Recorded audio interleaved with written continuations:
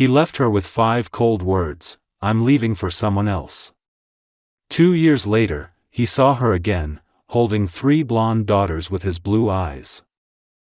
Sophie Brooks had always believed that love ended with closure, a final conversation, a tearful goodbye, some kind of mutual understanding that what once mattered no longer could. She never imagined it could end with a single cold text message on a random Tuesday afternoon. But that was exactly how her world fell apart. She had been finishing a presentation for Harrison's upcoming investors meeting when her phone buzzed on the table beside her. Without looking, she assumed it was him, letting her know he would be late again or that dinner plans were changed. Instead, she saw 8 words that made her vision blur: "I'm leaving for someone else. Don't call me." It didn't sound like him. Not the man who kissed her forehead every morning before work. Not the man who rested his chin on her shoulder while she cooked and told her he was lucky to have found her. Not the man she had planned a future with. She stared at the message so long that the phone dimmed, but the words remained burned into her eyes. She tried calling him, once, twice, 6 times. Each went straight to voicemail. His presence in her life, which had once felt so permanent, vanished like smoke. His spare key was gone from the hook by the door. His suits were missing from the closet. The framed photo of the 2 of them from their trip to San Francisco, one where he smiled genuinely, soft and unguarded, was turned face down on the shelf. It was as if he had swept every trace of himself out of her life before pressing send. Sophie collapsed to the living room floor, her fingers tangled in her dark brown hair as sobs choked her. The apartment suddenly seemed enormous and unbearably empty. Her mind raced with every memory: the night they met at a business conference when he complimented her intelligence instead of her looks, the first time he told her she made him believe in softness, the promises whispered in a quiet bed at midnight. She had trusted him with every vulnerable corner of her heart. She had believed love made her stronger. But now, she felt foolish for not seeing the warning signs: how he had become more distant, how his compliments had turned into silent nods, how his touch had grown rare. She had thought it was stress, pressure from being a CEO at such a young age. She never imagined she was the burden he was trying to escape. Her tears slowed only when a sharp pain pierced her abdomen. It wasn't the first time she had felt it. For weeks, she had woken nauseous, dizzy, fatigued. At first, she blamed long work hours and anxiety. But deep inside, she knew there was another possibility, one she hadn't dared to acknowledge until this moment. Hands still trembling, Sophie stood and made her way to the bathroom. She opened a drawer and took out the pregnancy test she had bought 3 days earlier. She sat on the cool tile floor, heart pounding as she waited for the result. When the digital screen displayed the words she had both feared and hoped for, she let out a shaky breath. Pregnant. Her tears returned, but they were different now, not just of heartbreak, but of overwhelming responsibility. She pressed her hand to her stomach, as if she could suddenly feel life moving beneath her skin. She imagined the moment she would have shared the news with him. She pictured his shock turning into excitement, his hands gently covering hers, his promise that they would figure it all out together. Instead, she was alone. More alone than she had ever felt in her life. And even though she wanted to scream, to beg for him to come back, she wiped her face and forced herself to breathe. Harrison had made his choice. He had walked away without looking back. But she couldn't. There was a future inside her now, one she hadn't planned, but one she already loved fiercely. That night, she sat by the window as the city lights flickered beyond the glass. She wrapped her arms around her knees, whispering to the tiny life inside her that everything would be okay. She would find a way. She would work harder, be stronger. She would give this child the love they deserved, even if their father never wanted to know they existed. She didn't sleep. She couldn't. Morning crept in slowly, casting a pale glow across the apartment that had once felt like a sanctuary. It was just a space now, filled with memories she couldn't bear to keep. She stood up, found a suitcase, and began packing. Her movements were slow but determined. Fold. Zip. Breathe. Don't think. By the time the sun rose fully, Sophie Brooks locked the door behind her and walked away with tears still drying on her cheeks and a silent vow growing inside her chest: she would never again let anyone decide her worth. Harrison Gray had called her disposable without saying a word. But she would prove, to him, to the world, and to herself, that nothing about her or her child was a mistake. She had been abandoned, but she refused to break. That was the moment Sophie stopped needing someone else to save her. She didn't realize it yet, but she had already begun saving herself. Sophie left Chicago before she had time to doubt her decision. She couldn't stay in the city where every street and every coffee shop felt like a reminder that she had not been enough for the man she once believed she would marry. She packed what she could fit into one suitcase, sold most of the furniture online for cash, and used her remaining savings to buy a bus ticket to a small town in Wisconsin she had picked almost blindly from a map. It was the kind of place she used to imagine when she needed to breathe: quiet streets, modest homes, friendly smiles instead of hurried glances. It felt safer. It felt like somewhere she could disappear long enough to rebuild herself.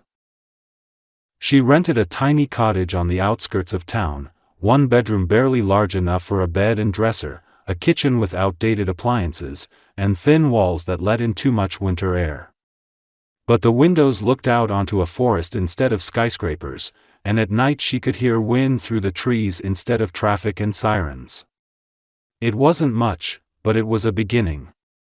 She found a job almost immediately at a local bakery, even though the pay was low and the hours early. She would arrive before dawn, kneading dough while morning frost hugged the windows, forcing her tired body to keep moving even when her heart still ached from everything she'd left behind.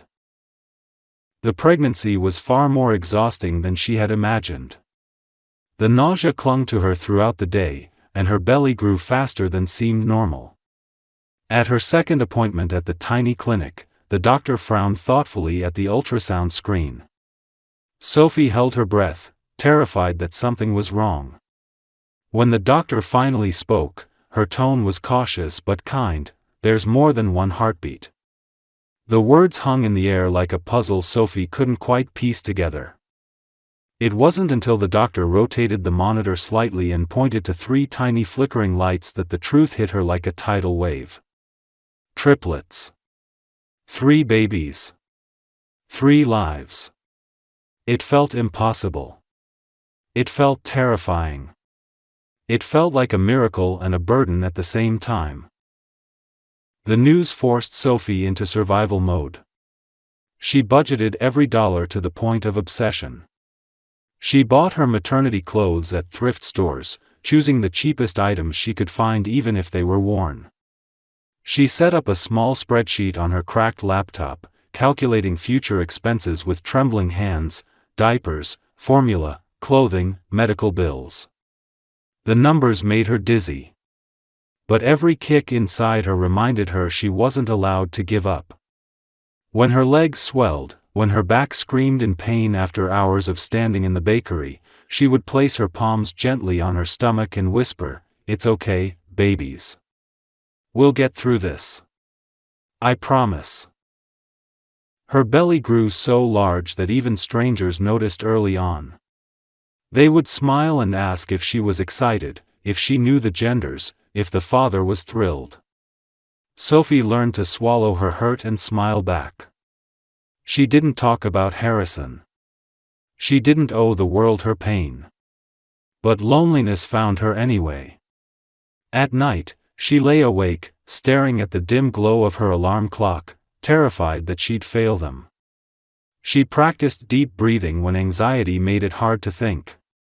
She stopped calling her parents after they once again dismissed her with, "You made your bed, Sophie." She accepted that her children would be born into a family of 4, and that she alone would be their anchor. That winter was harsh. Snow piled against her door and cold crept under every windowpane. But she moved forward, step by step, day by day. Some mornings she woke feeling strong, ready to take on the world.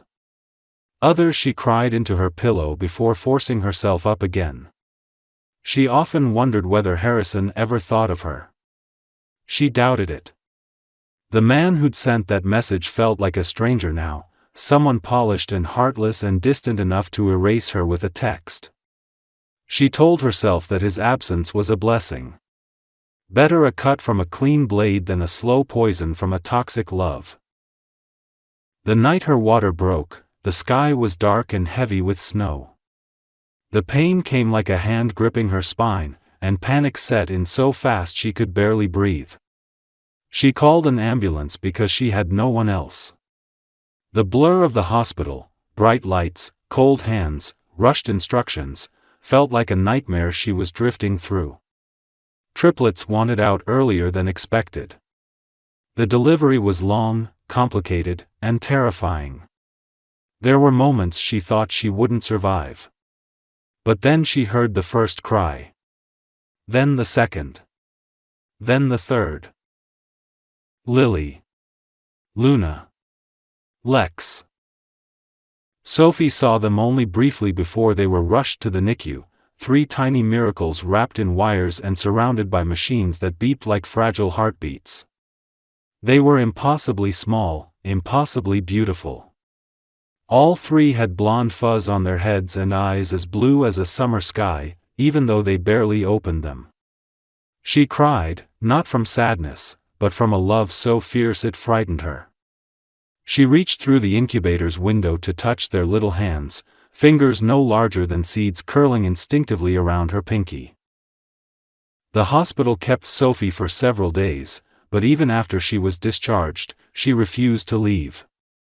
She sat beside the incubators every hour she was allowed, reading aloud picture books she borrowed from the library and singing songs she barely remembered from her childhood. Nurses tried to coax her back to her room to rest, but she stayed rooted in that chair, watching every breath her daughters took. Weeks later, when the girls were finally strong enough to go home, the nurse helped Sophie buckle them into 3 mismatched car seats someone had donated. Sophie looked into the back seat at her daughters bundled in hand-me-down blankets and promised them quietly, "You will never be unwanted. Not for a second. Not for a heartbeat. You are my family. You are my strength." She drove away from the hospital with fear in her throat and hope swelling in her heart. Her world had collapsed once. Now, she was rebuilding a new one lullaby at a time, one breath at a time, one tiny miracle at a time.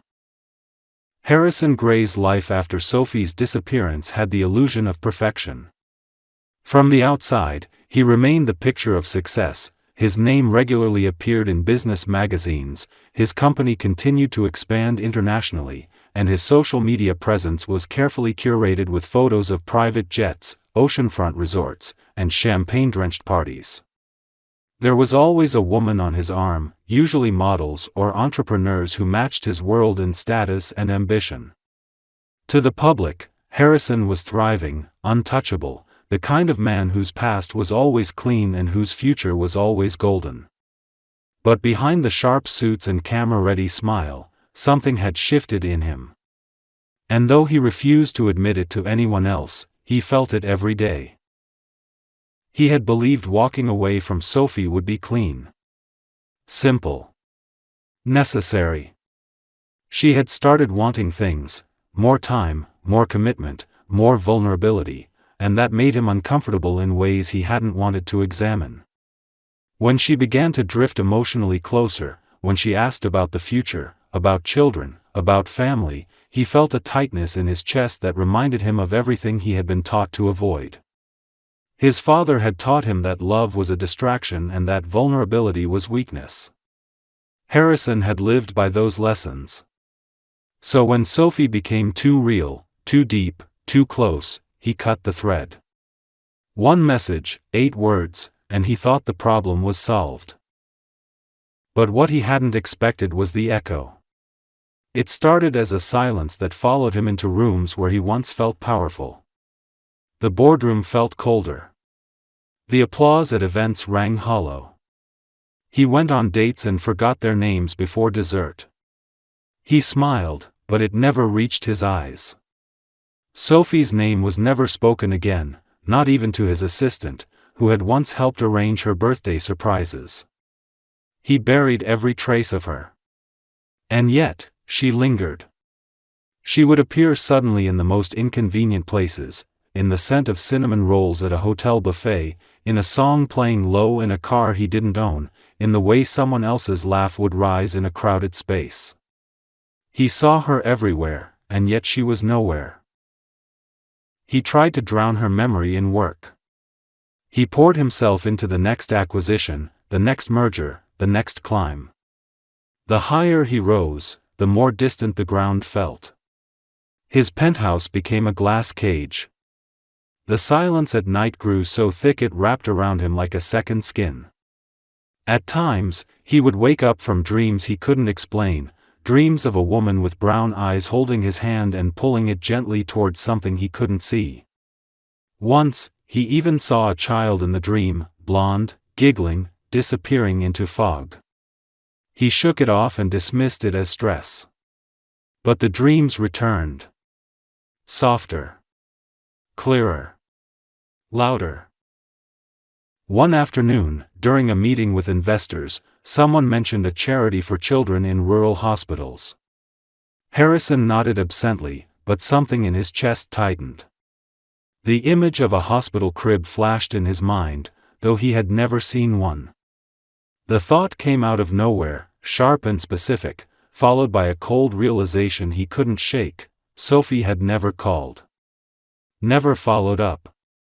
Never begged him to come back. She had vanished. Cleanly. Completely. And the silence suddenly didn't feel like peace. It felt like a missing piece.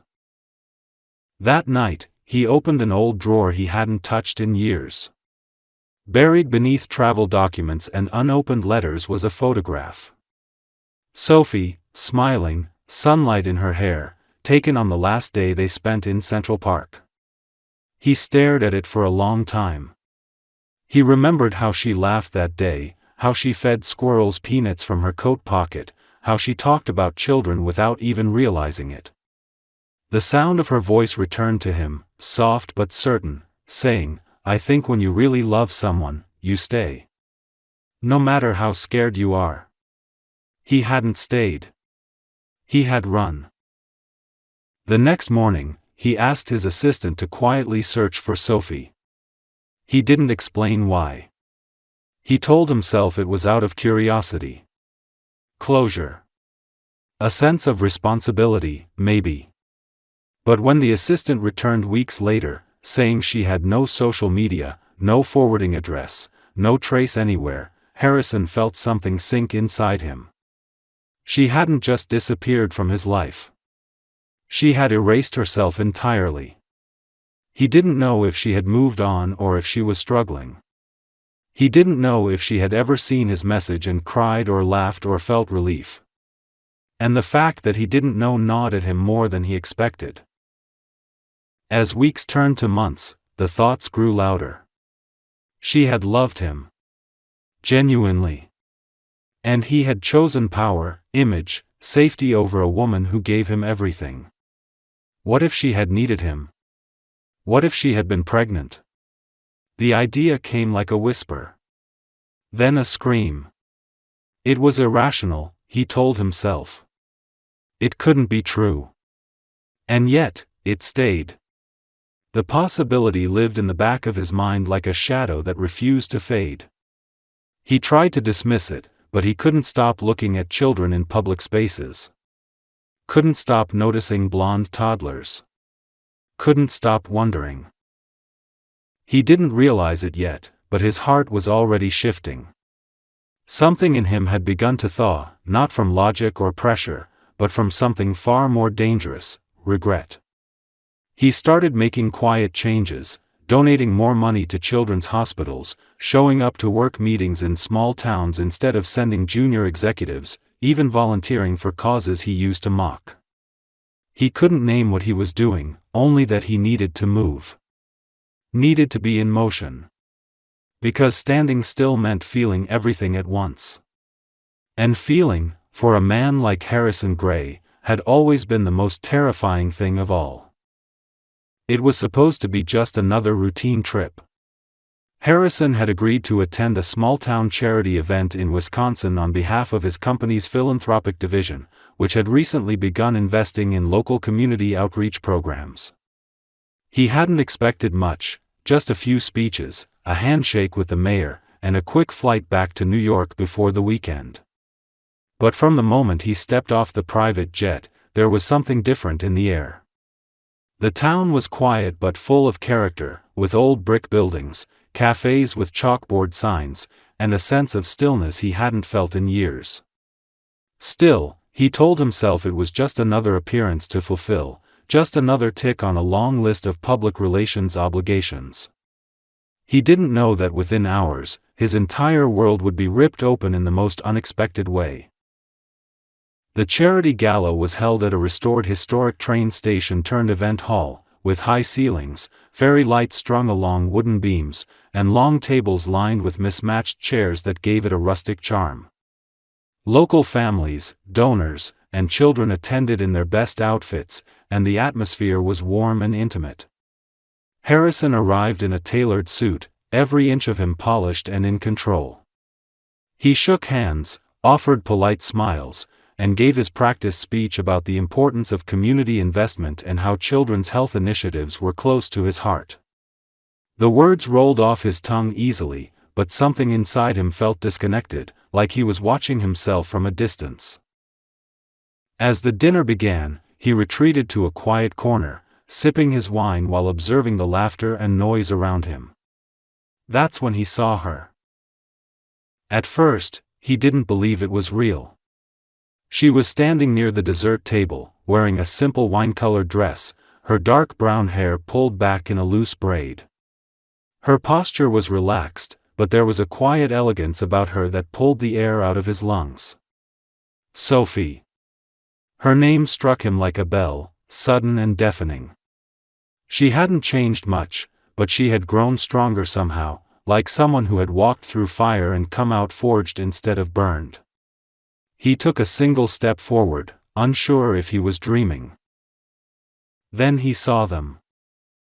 3 little girls in identical white cardigans and navy blue dresses stood beside her, each with pale blonde curls and striking blue eyes. They couldn't have been more than 2 years old.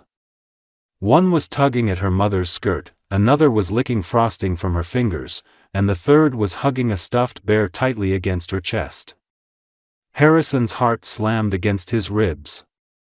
He stared, his breath stolen by the impossible symmetry of their faces. His face. His eyes. His mouth. There was no question, no doubt, no hesitation in his bones. They were his. The room seemed to shrink around him. The background noise dissolved into a low hum, and for a moment, the only thing he could see was the small universe that existed around Sophie. He wanted to rush to them, to demand answers, to fall to his knees and ask why she hadn't told him, but his feet remained frozen. Sophie turned slowly, as if sensing the weight of his gaze. Her eyes met his across the room, and everything stilled. She didn't flinch. Didn't smile. Didn't look away. There was no fear in her eyes, only a deep, quiet calm that unnerved him more than any anger could have. He took a step toward her, and she immediately bent down to adjust one of the girl's shoes, as if dismissing him with a single movement. But it wasn't indifference. It was something colder, control. She was protecting them from him. That truth struck him harder than anything else. He waited until the dinner wound down, keeping his distance but unable to stop watching. Every small gesture between them gutted him.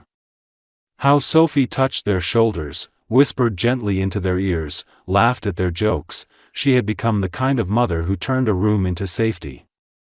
He realized, with a sharp pang of guilt, that she had done it all alone. No help. No support. Just her strength, her will, and her love. He managed to catch her near the entrance as the event was ending.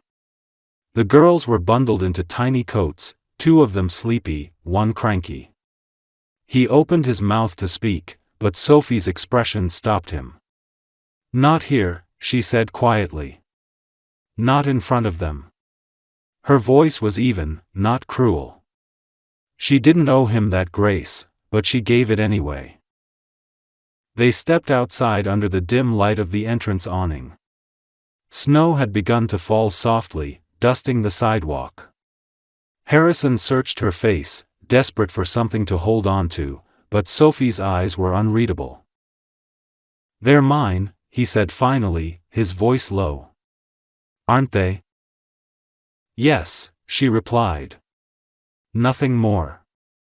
No explanation, no apology, no rage. "Why didn't you tell me?" "Because you told me not to call. Because you said you were leaving for someone else. Because I was already invisible to you before I even knew I was pregnant." He had no words. None that could undo what had been done. Sophie turned to walk away, then hesitated. She looked over her shoulder and said, almost gently, "You're not the story they've grown up with, Harrison. You're not the reason they smile at night." And then she was gone. He stood in the cold watching her walk away, 3 little girls by her side, all bundled in matching hats, all of them walking toward a car that was too small and old for a woman who had once shared his penthouse. Harrison felt something break open in his chest. The man who had believed he could walk away without consequence, who had convinced himself that emotions were a luxury he couldn't afford, was gone. In his place stood someone hollowed by truth. His daughters existed. Sophie had raised them without him. And now, if he ever wanted a place in that world, he would have to earn it. From nothing. Without privilege. Without power. Just with the simple, human desire to be part of what he had once so carelessly thrown away. The days after the charity event felt like walking through a storm of everything Harrison had once tried to bury. He couldn't erase the image of Sophie standing there with those 3 little girls, his daughters. The haunting symmetry of their faces, the way they clung to her, the way she had looked at him not with anger but with clarity, left him reeling. For the first time in his life, Harrison Gray had no plan. No spreadsheet could calculate how to approach the woman he had hurt or the children who didn't even know he existed. But the one thing he was certain of was that he couldn't walk away again. Not now. Not after seeing what he had lost. He began visiting the small town under the guise of expanding his foundation's local outreach. He didn't announce his presence with press or make large donations that would draw attention. He arrived quietly, kept his distance, and asked no one for favors. He rented a small apartment on the edge of town, a place so unlike his penthouse in New York that he barely recognized himself in it. The floors creaked, the heater was unreliable, and the only view from the window was a row of naked trees. But it kept him close to them. Close to her. He learned their routines. Not by following them, but by walking past the local school each morning where he sometimes caught glimpses of the girls running to the door with their backpacks bouncing. He recognized their names now, Lily, Luna, and Lex, from the teacher's greeting that floated from the open classroom window. Each one had a different energy. Lily was cautious and curious, Luna giggled often and danced in place when excited, and Lex was fiercely independent, often stomping ahead of her sisters like a little storm. Harrison would watch from a distance, frozen by the aching realization that he had missed their first steps, their first words, their first birthdays. The weight of those lost moments nearly crushed him. He began volunteering at the community center where Sophie occasionally helped organize programs for single mothers. He kept their encounters brief, careful not to push. Sophie remained civil but reserved. She didn't scold or accuse him. She didn't cry or raise her voice. That, more than anything, made it harder. Her calm was like a wall built brick by brick from the years she had spent surviving without him. He knew he had no right to ask her for anything, but every time she looked at him, he silently pleaded for a crack in her armor. He didn't try to buy his way in. Instead, he showed up. Quietly. Consistently. He helped paint classrooms. He carried boxes of supplies into the daycare. He fixed a leaking pipe in the center's kitchen. He didn't do it for recognition. He did it because he needed to show her that he had changed, not with grand gestures, but with proof that didn't come with conditions. Sophie didn't speak much during those early weeks. But she saw him. She saw the man who showed up even when it snowed, who handed out art supplies to the children with a soft voice and rolled-up sleeves. She saw the man who stayed late one evening after a pipe burst and worked silently for hours, soaked and shivering, refusing to leave until the problem was fixed. And little by little, the edge in her eyes began to dull. One afternoon, as he was packing up leftover boxes from a fundraiser, he heard a small voice behind him. "Why do you keep coming here?" It was Lily. Her blonde curls were a little tangled, and she clutched a stuffed animal in her hand. Harrison knelt slowly, unsure how to answer. "Because there are people here I care about." She looked at him for a long time, her blue eyes piercing. "You look like my sisters." He smiled gently, fighting the lump in his throat. "I know. That's because I'm your dad." There was no dramatic reaction. No tears or screams. Just a thoughtful pause, and then Lily nodded. "Okay," she said, and turned to skip back to her sisters. Sophie must have overheard because later that day, she approached him outside the center, her arms folded tightly around her. She looked exhausted, wary, as if she were preparing herself for disappointment all over again. "They're going to ask questions now," she said quietly. "About you. About us." "I know," he replied. "And I'll be here to answer them. Only if you let me." Sophie studied him, her expression unreadable. "This isn't a game, Harrison. This is their life. Their hearts. I'm not here to win. I'm here to stay." She didn't respond. But she didn't walk away either. Over the next few weeks, Harrison's presence became normal, almost expected. The girls began talking to him more. They asked about his favorite animals, his job, his favorite color. He let them braid his hair with ribbons during arts and crafts time. He read them stories in the community library while Sophie watched from a distance. He was patient, never overstepping, always waiting for their lead. One evening, Sophie invited him for dinner, not as a romantic gesture, but as a moment of peace between two people who shared something larger than their history. The girl sat between them, giggling through spaghetti, arguing over who got the pink cup. Harrison helped wash dishes afterward, hands soaked, shirt splashed, laughter echoing through the tiny kitchen. For the first time in years, Sophie allowed herself to smile, not because she forgave him, but because she saw the truth in his eyes. He was no longer running. Later, after the girls were tucked into bed and the apartment had gone quiet, she handed him a cup of tea and sat across from him. "I don't know how to trust you," she admitted. "Not yet." He nodded. "I'm not asking for trust. Just time." She didn't promise anything. But she didn't say no. And that night, as he left the apartment and stepped into the cold night air, Harrison looked up at the stars and allowed himself to believe something he hadn't in a very long time: maybe this story wasn't over. Maybe this time, he could finally become the man he should have been all along. Spring slowly began to thaw the Wisconsin streets, melting the last of the gray snow and bringing the soft smell of earth and rain. Harrison had been living in the town for almost 3 months now, and though no official line had been drawn, something between him and Sophie had shifted. She no longer watched him with the same guarded eyes. The girls had grown used to him, including him in their drawings, asking for him at bedtime stories when he wasn't there, and sometimes calling him "Daddy" with the casual innocence of children who believed in second chances without needing reasons.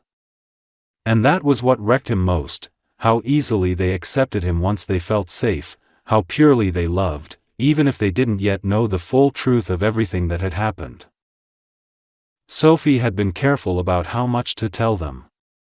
She explained that Harrison was their father, yes, but not the full story behind his absence. She wanted them to have time to form their own opinions, without coloring their minds with past pain. It was a kind of grace Harrison never felt he deserved, but he didn't argue. He simply showed up, again and again. He picked them up from school when Sophie had double shifts at the bakery. He learned to braid 3 sets of tiny blonde pigtails without complaint. He sat through ballet practice on plastic chairs, clapping louder than anyone else. He changed diapers without flinching and learned how to make pancakes shaped like animals, even when they ended up looking more like blobs. Every time one of the girls reached for his hand or rested a sleepy head against his shoulder, something in his chest healed just a little more. Sophie, for her part, watched him closely. Not out of suspicion anymore, but out of study. She had never seen this version of Harrison before, the quiet one, the one who crouched down on sidewalks to tie tiny shoelaces, who didn't complain when covered in glitter, who read parenting blogs late into the night, trying to understand what tantrums meant and how to handle nightmares. She never told him, but sometimes, when the girls were asleep, she would stand in the hallway and listen to him sing lullabies in a voice so soft it didn't sound like the man who had once lived in glass towers and boardrooms. It sounded like someone new. But trust, real trust, still came slow. There were days when Sophie would still flinch at unexpected phone calls, half expecting some lawyer to show up demanding custody. There were nights when she would wake from dreams of being abandoned all over again. One afternoon, when she overheard a woman at the market whisper, "Isn't that the guy who left her?" it was like old wounds tearing open. She went cold for the rest of the day, retreating behind polite words and forced calm. Harrison noticed. He always did.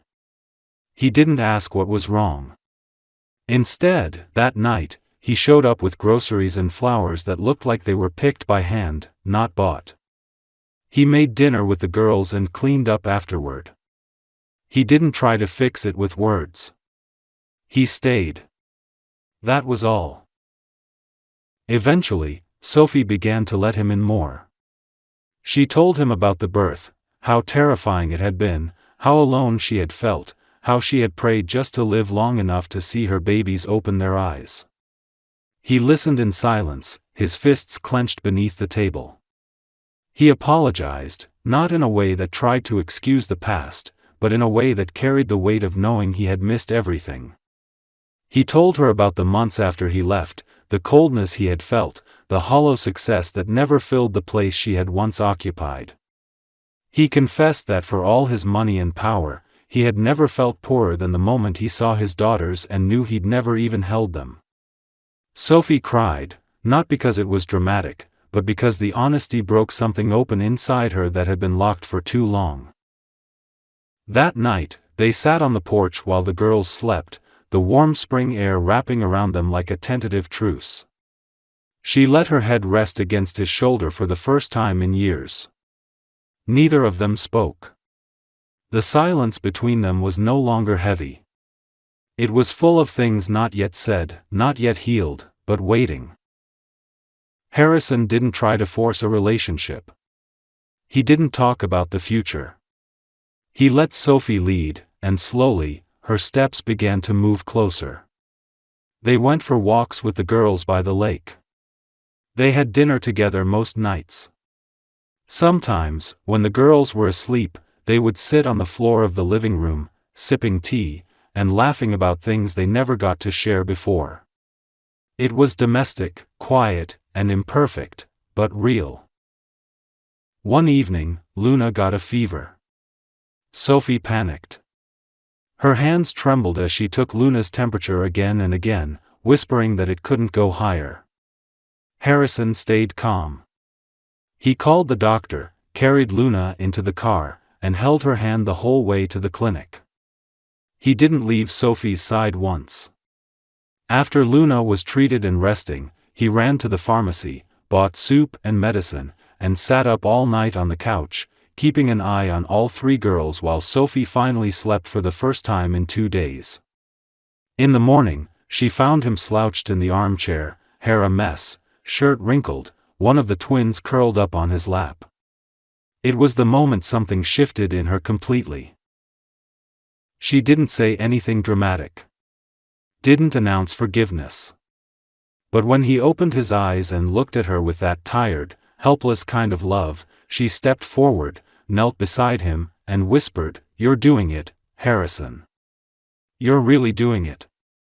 And for the first time since she had seen his name light up her phone with the message that ended everything, she saw not the man who had broken her, but the man who had begun to put her back together by loving not just her, but the daughters who had become their whole world.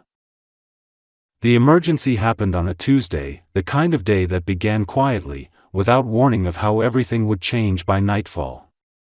Sophie had woken up with a sharp ache in her side, but she brushed it off as nothing more than exhaustion. 3 toddlers, 2 part-time jobs, and a constant undercurrent of anxiety made physical pain feel almost routine.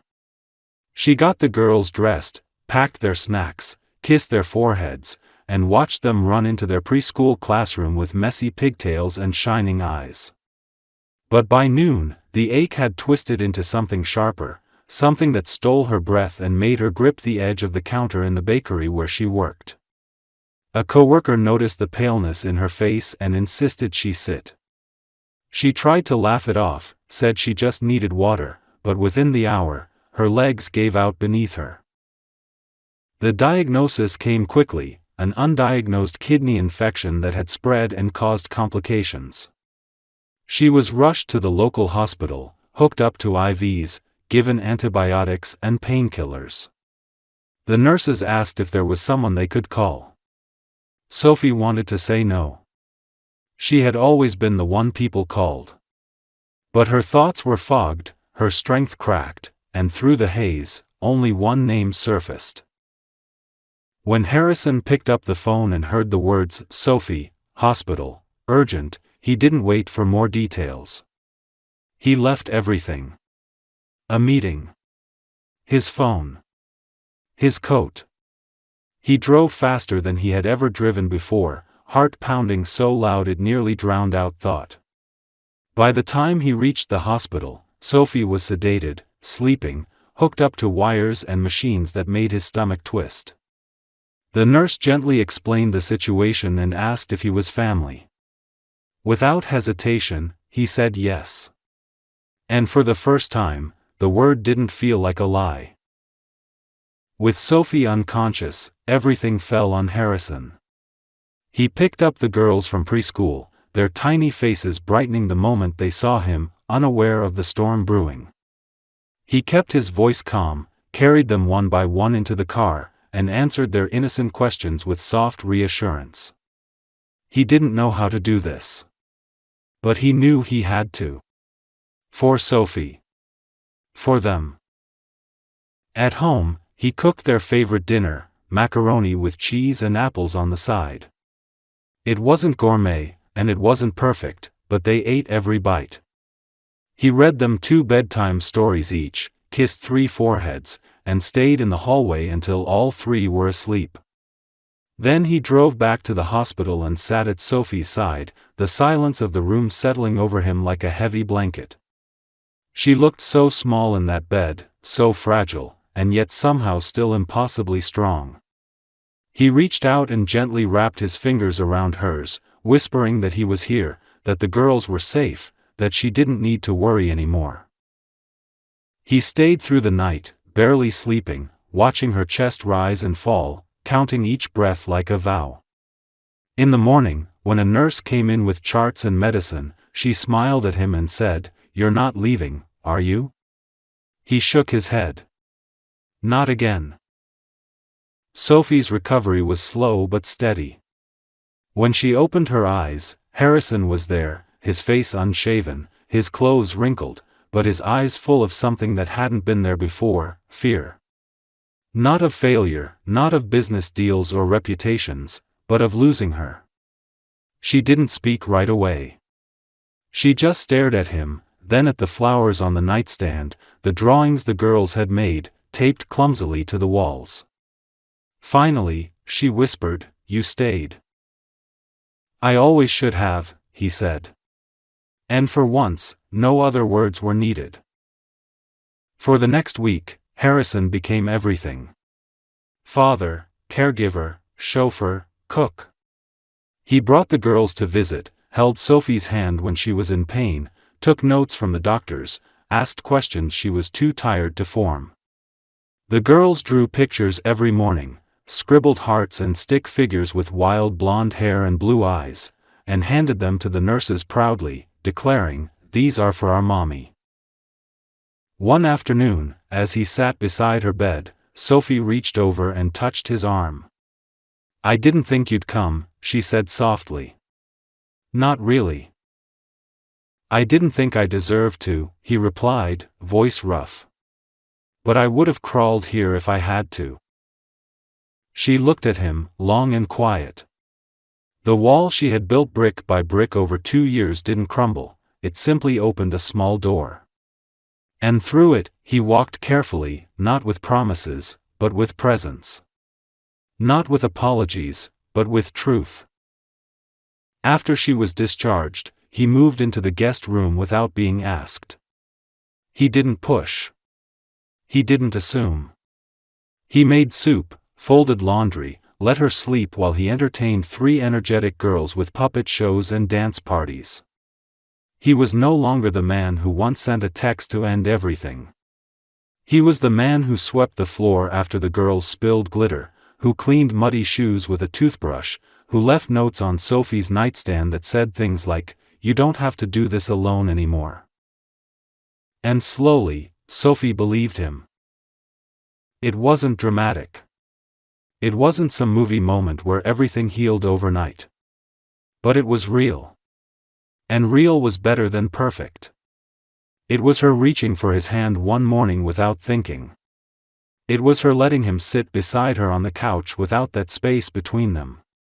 It was her falling asleep against his shoulder after the girls' bedtime stories. And one night, when the girls were asleep and the house was quiet, she kissed him first.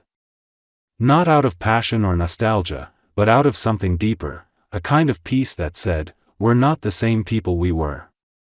And maybe that's exactly why this can work now. Because what they had wasn't a restart. It was the beginning of something entirely new.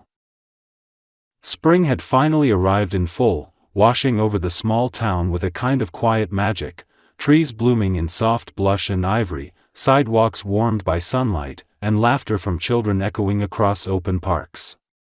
For Sophie, life had taken on a rhythm that felt unfamiliar yet deeply right.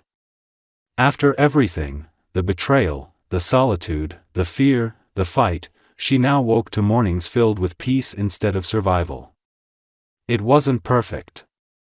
The memories still lingered, and trust still carried the weight of all it had cost to rebuild.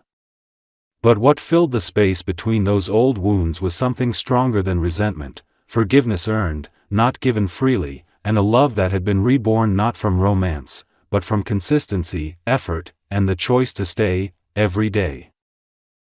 Harrison had become not just part of their lives, he had become home. The girls adored him with a purity that made Sophie ache. They painted his nails during playtime, sat on his shoulders in the park, and told everyone they met that their daddy could make pancakes in the shape of unicorns. He still worked remotely, balancing business calls with bedtime stories, often pausing a video meeting to help tie a shoelace or wipe yogurt off a cheek. His world had changed, and he had let it change him. He no longer cared about magazine covers or exclusive parties or polished boardrooms. He cared about morning snuggles and school recitals and making sure Sophie didn't lift anything heavier than a coffee mug while she was still regaining her strength. Their home, once a cramped apartment filled with second-hand furniture and quiet desperation, had transformed. Harrison didn't buy a mansion or relocate them to a private island. He asked her where she would feel most herself, and together, they found a cozy house near the lake, with enough bedrooms for each of the girls, a backyard full of possibilities, and a kitchen where Sophie could bake without bumping into someone every time she turned around. They painted the walls together, let the girls choose their room colors, and on weekends, they built furniture from scratch, laughing through crooked bookshelves and too many screws left over kind of disasters. Sophie never thought happiness would look like mismatched mugs and glitter stuck in the carpet, but somehow, that was exactly where it lived. 1 year after that fateful charity event where Harrison had first seen the girls and everything had begun to unravel and reknit itself, they returned to that same venue, not for a fundraiser, but for something Sophie hadn't seen coming. She had helped organize a spring celebration for the community, and Harrison had volunteered to sponsor the event again, but this time without the press or grand speeches. The hall was strung with lights and filled with flowers, music playing softly, and families gathered around long tables. Sophie stood at the dessert table, laughing as the girls handed out cookies she had baked, each one carefully frosted with pastel swirls. She didn't notice Harrison disappear. Not until she turned around and saw him standing in the center of the room, looking directly at her, heart in his eyes, and something else, nervousness, maybe even fear. The room hushed slowly, the way crowds always do when something real begins to happen. The girls were the first to gasp when they saw him lower himself onto one knee. Sophie froze. Not from fear, not from shock, but from the overwhelming wave of memory crashing through her. The old Harrison would have done something grand, loud, staged.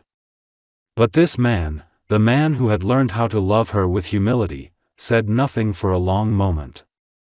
Then, in the quiet, with her daughters watching and a room full of neighbors holding their breath, he finally spoke. "I'm not here to ask for forgiveness. You gave me that already in the quiet ways that matter most. I'm not here to make promises I can't keep. You've seen who I am now, and you know what I'm still learning to be. I'm not here to fix the past, because you already healed more of it than I ever could. I'm just asking for a chance. A chance to stand beside you. To wake up next to you, to raise our daughters together, and to live this life not as punishment for the mistakes I made, but as a celebration of what we've built in spite of them." Sophie didn't cry. She didn't tremble. She looked at her daughters, who had stopped in their tracks, clutching their cookie trays, eyes wide and gleaming. She looked back at Harrison, still kneeling, waiting, not begging, but offering. Not demanding, but hoping. And for the first time since her life had shattered into 3 small heartbeats and long nights of silence, she felt no fear at all. She nodded. "Yes," she said. Not a fairy tale yes, not the kind wrapped in fantasy or perfection, but a real one, rooted in scars and healing and the daily choice to love, even when it's hard. The girls squealed and ran to them, tackling Harrison in a hug that nearly knocked him over. Sophie bent down beside them, wrapping her arms around all 3, and around him, too. The room erupted in applause, but for them, the world had already gone still, locked in a moment they would carry forever. Later that night, back at home, Harrison tucked the girls in, read one more story than usual, and held Sophie's hand as they stood in the doorway, watching their daughters sleep. No part of their journey had been easy. It had been full of pain, sacrifice, and the kind of growth that only comes when everything else falls away. But here they were, together, not despite it all, but because of it. And this time, no one was walking away.